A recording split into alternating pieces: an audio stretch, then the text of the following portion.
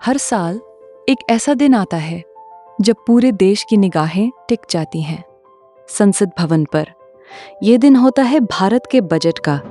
लेकिन क्या आपने कभी सोचा है कि ये बजट आखिर है क्या और इसका हमारे जीवन से क्या संबंध है?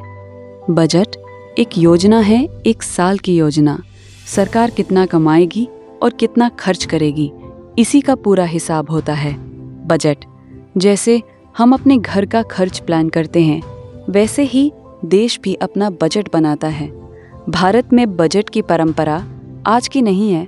इसकी शुरुआत हुई थी अंग्रेजों के समय और आज़ादी के बाद ये हमारी लोकतांत्रिक व्यवस्था का एक मजबूत हिस्सा बन गया।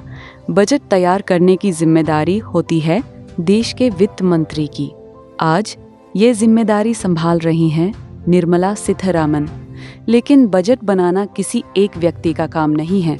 इसके पीछे काम करती है एक पूरी टीम। वित्त मंत्रालय और कई सरकारी विभाग। बजट बनाना एक लंबी प्रक्रिया है। सबसे पहले अलग अलग मंत्रालय अपनी ज़रूरतें बताते हैं, फिर उनकी जांच होती है और आखिर में कैबिनेट की मंजूरी के बाद इसे संसद में पेश किया जाता है।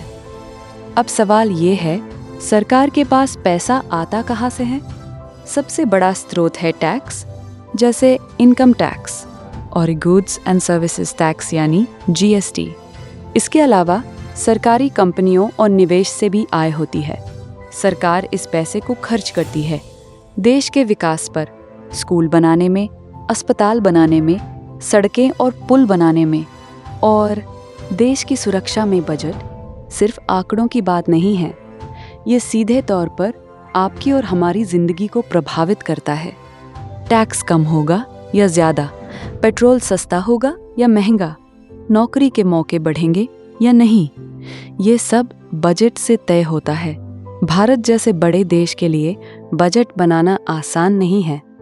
एक तरफ विकास तो दूसरी तरफ महंगाई।